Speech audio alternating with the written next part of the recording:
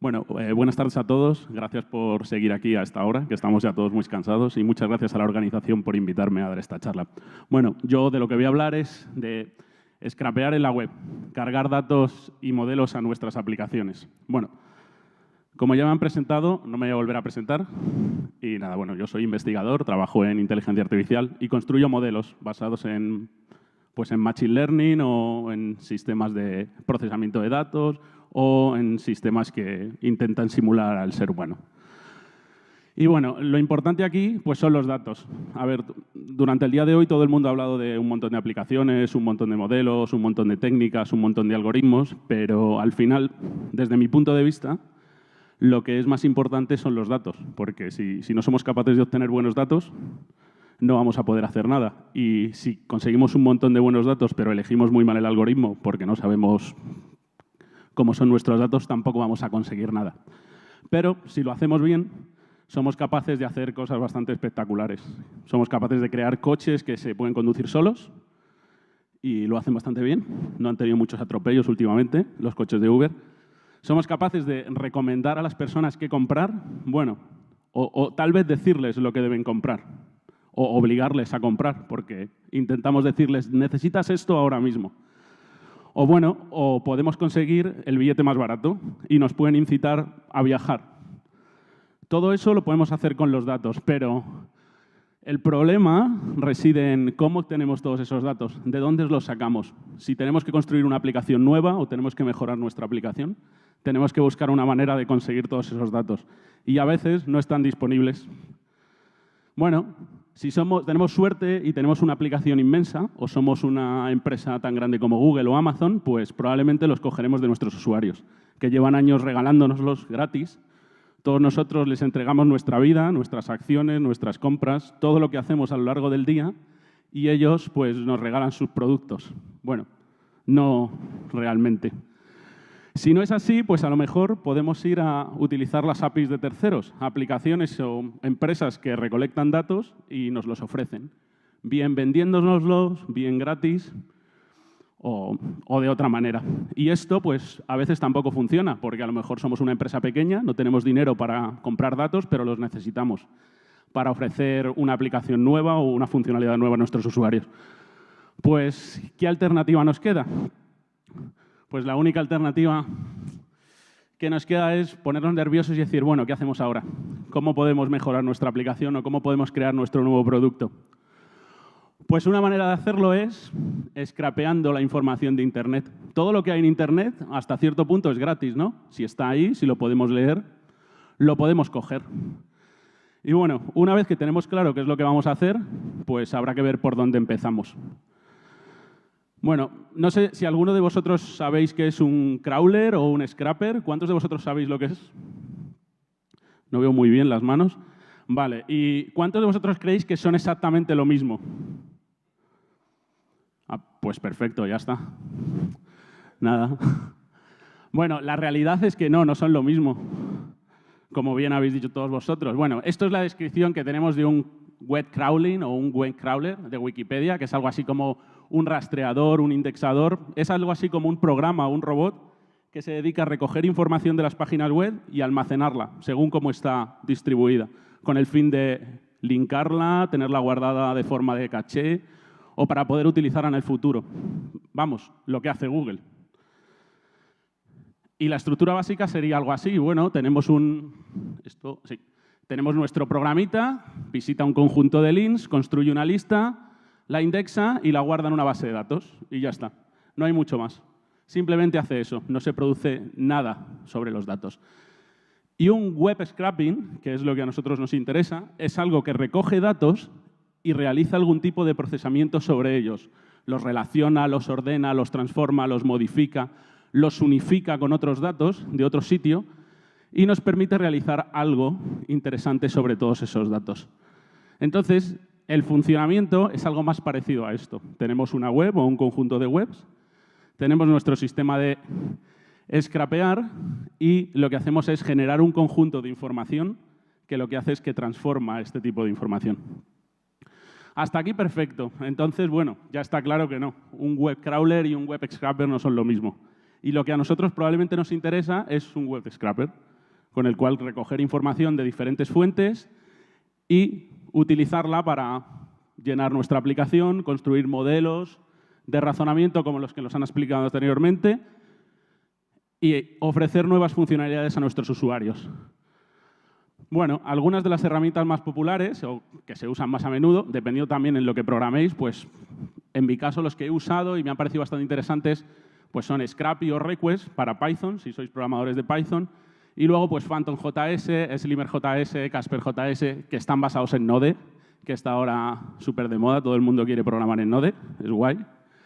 Y bueno, hay otras versiones pues, para utilizar, por ejemplo, sobre Chrome o sobre otro tipo de navegadores que son un poco más de andar por casa, pero que también funcionan muy bien y se pueden utilizar. Pero a veces pues, no nos ofrecen las posibilidades de hacer algo muy, muy grande. Bueno, pues hasta aquí ya sabemos lo que queremos hacer, ¿no? Y ya sabemos de dónde podemos sacar nuestros datos. Entonces, ¿cómo nos construimos ahora un Metascraper? Por ejemplo, tenemos una empresa, queremos construir una aplicación que recolecte datos para construir, no sé, modelos, sistemas de funcionamiento que ofrezca funcionalidades a los usuarios. ¿Cómo montamos todo esto? ¿Qué necesitamos hacer? Bueno, pues mi ejemplo va a ser bastante sencillo. Yo lo que voy a intentar es crear una empresa para predecir dinámicas en la venta de vehículos de segunda mano.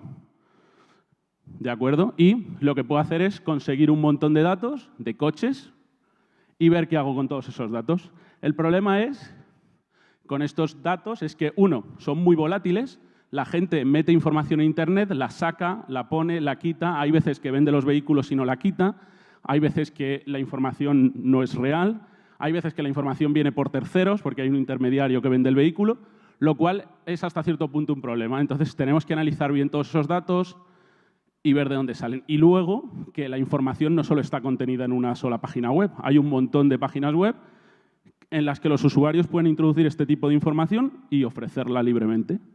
Entonces, nosotros intentamos hacer algo que sea como un metabuscador, que nos permita pues, decir, me quiero comprar un coche, esto es lo que me puedo gastar, ¿qué es lo que puedo hacer?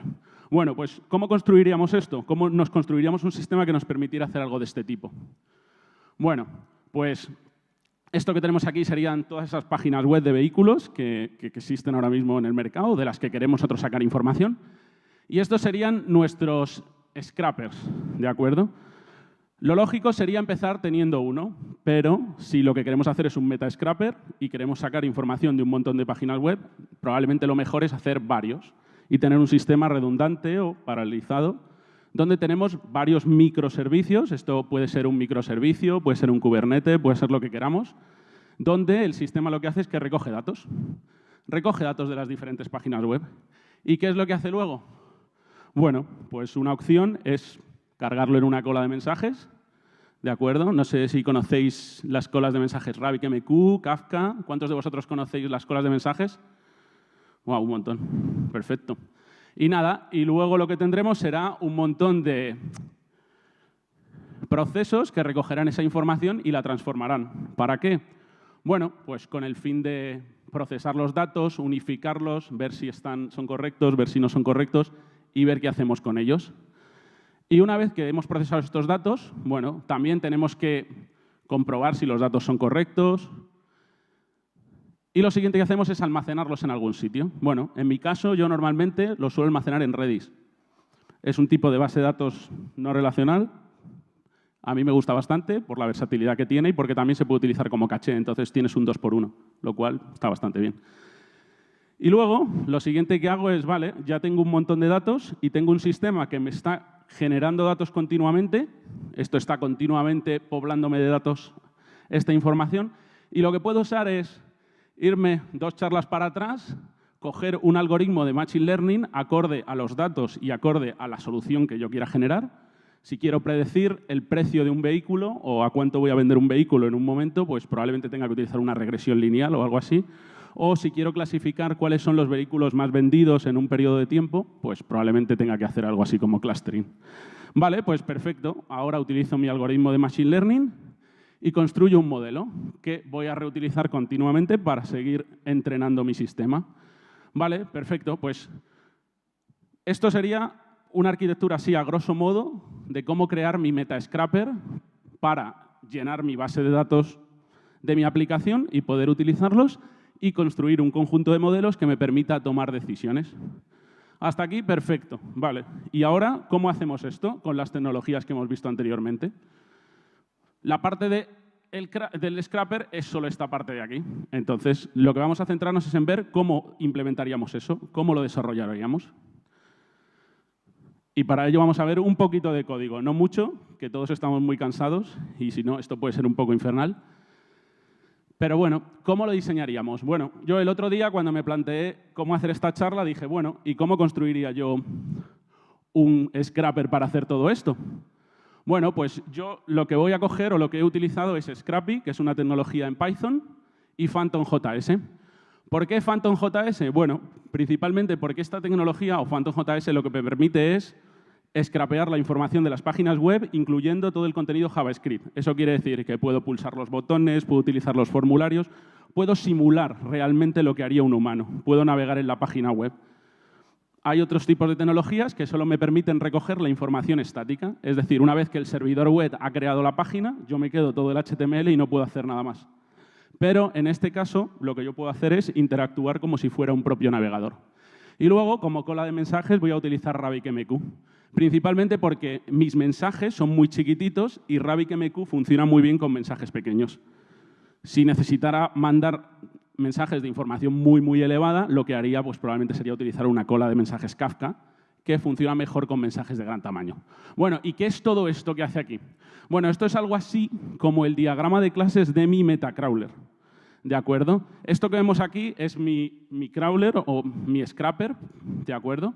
Que es una extensión del scrapper que ofrece Scrappy y en el cual pues, lo que hago es definir cómo va a funcionar mi crawler. Le voy a dar una serie de parámetros de entrada, pues número de páginas por segundo, forma y comportamiento que va a tener el sistema y lo siguiente que voy a hacer es, bueno, pues en este caso voy a trabajar con 3 páginas web y voy a construir un analizador de texto, por decirlo como así, un analizador léxico de cada una de ellas, que lo que van a hacer es construir un objeto en JSON que será utilizado por el scrapeador.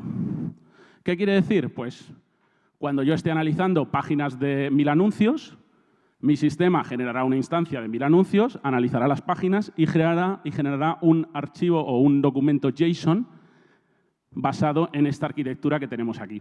De forma que yo podré lanzar mi sistema de scrapeado de forma general en cualquiera de estas páginas. Y en el caso de que quiera analizar una nueva, lo único que tendría que hacer es crearme una nueva aquí. Y el resto funcionaría.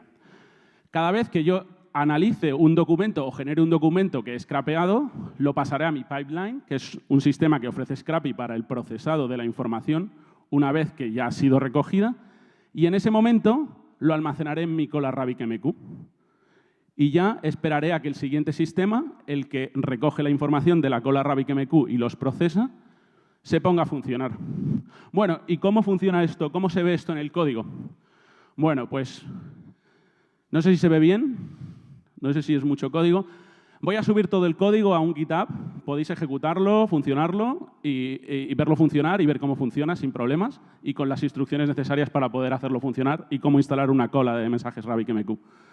Aquí lo que tenemos es una pequeña configuración, ya que yo tengo una serie de información en un fichero de configuración, dependiendo de dónde quiera scrapear y cómo quiera utilizarlo. Tengo un sistema para definir si voy a trabajar en modo dinámico o estático. Eso quiere decir si voy a tener que utilizar o leer funciones JavaScript o ejecutarlas. Y dependiendo de esos, pues en este caso usaré PhantomJS o utilizaré Selenium, dependiendo de lo que esté haciendo. Y mi sistema lo único que hace es crearme una factoría, un tipo de vehículo dependiendo de lo que yo voy a hacer y procesar mensajes.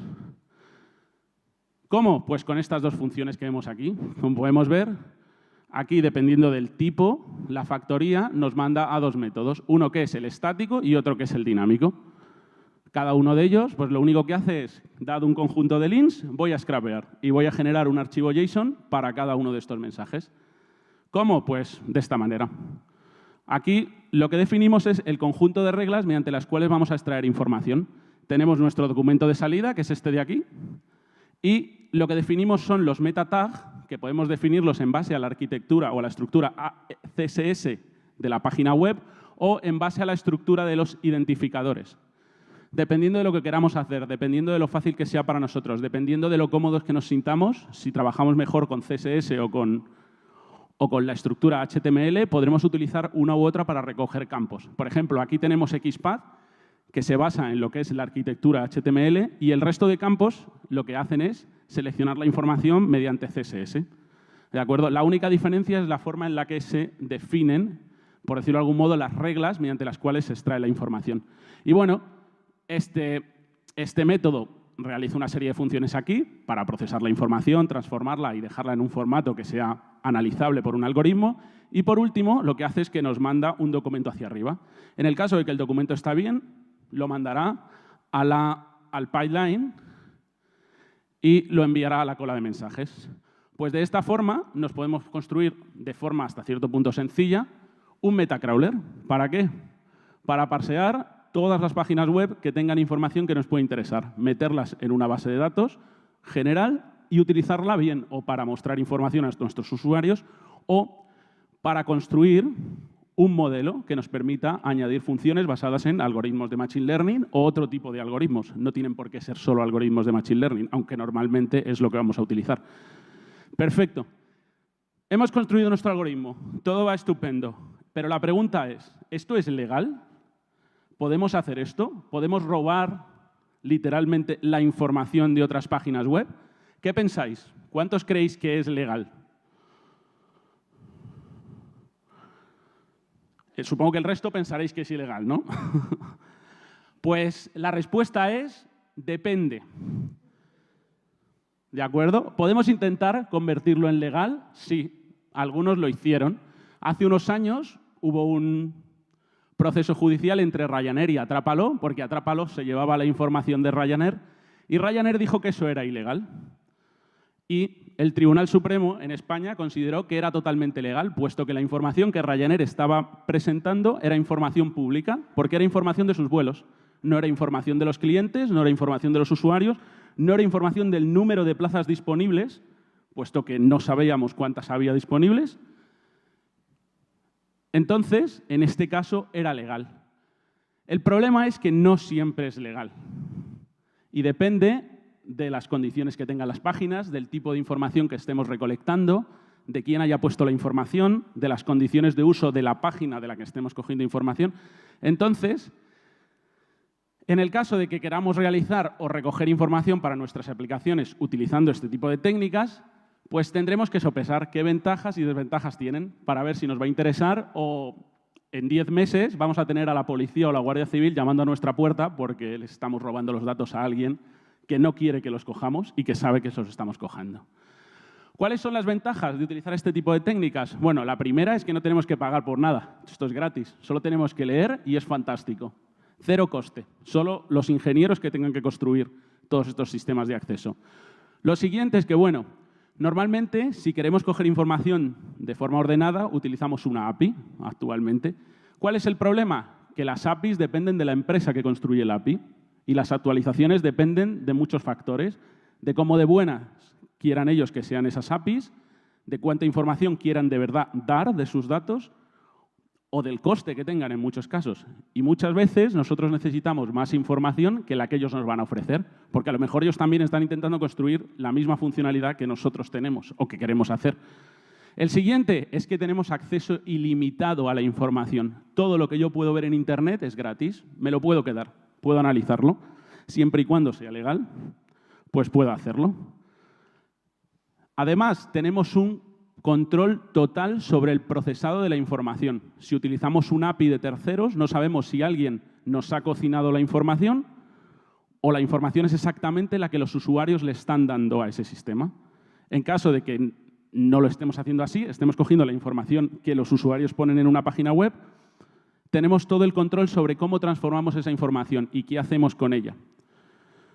Y bueno, también estamos accediendo de manera anónima o podemos intentarlo. Todo este tipo de tecnologías se pueden configurar de tal manera que no indicamos exactamente desde dónde estamos accediendo, mediante el uso de proxies, mediante enmascarando IPs, haciendo varias cosas, de manera que luego pues no tenga ciertas consecuencias.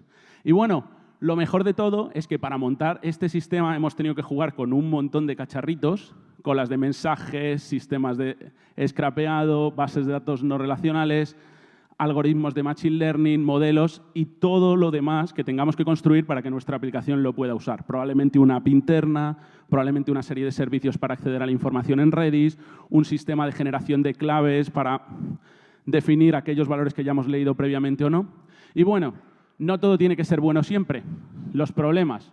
Bueno, lo primero es que puede que no sea legal. Entonces, mi recomendación es que si en vuestra empresa os planteáis utilizar un sistema de scrapping para recoger datos, pues deberíais consultar a un abogado para preguntarle si lo que estáis haciendo y a las páginas en las que vais a recoger los datos es de todo legal. Porque muchas veces hay información en las condiciones de uso que no te permiten recopilar esta información.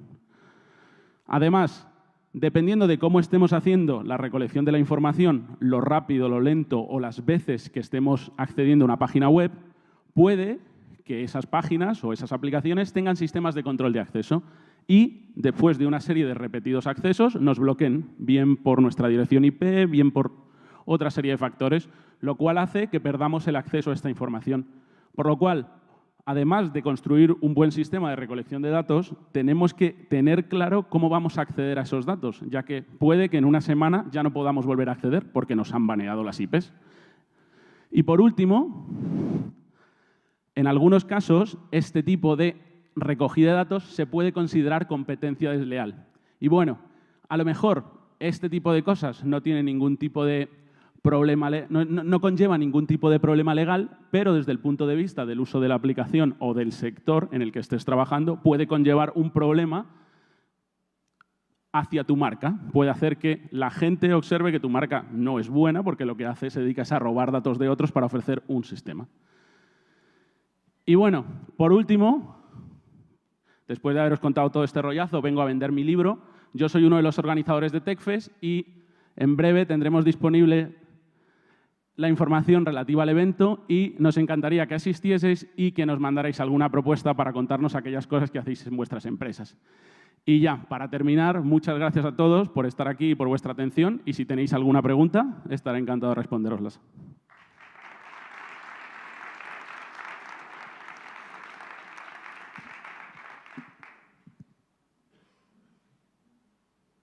Bueno, ¿alguien se anima? ¿Alguien tiene alguna duda?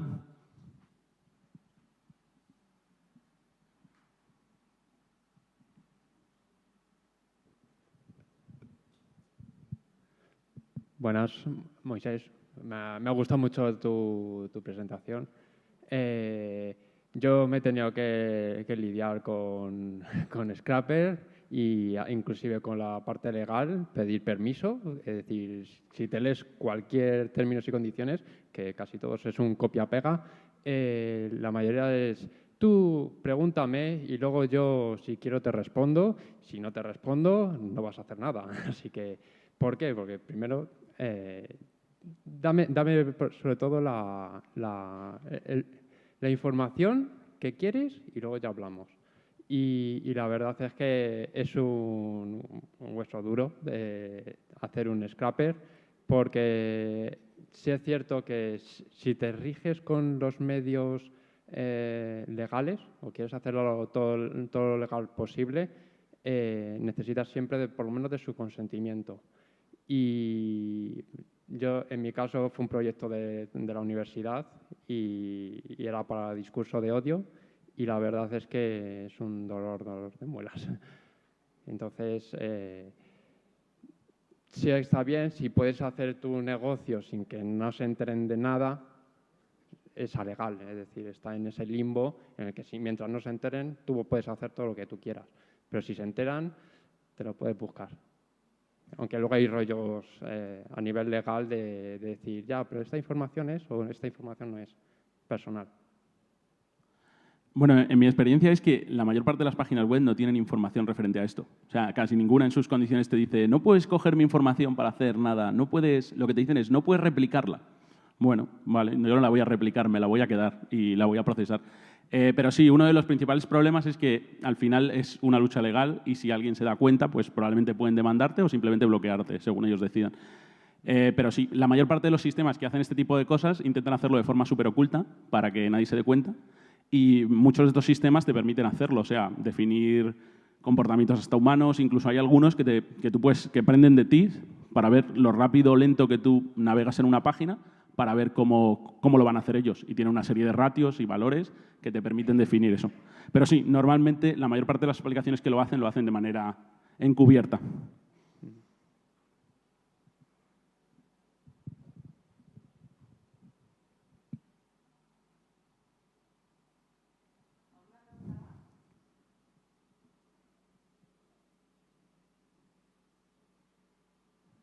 Pues muchas gracias a todos. Muchas gracias.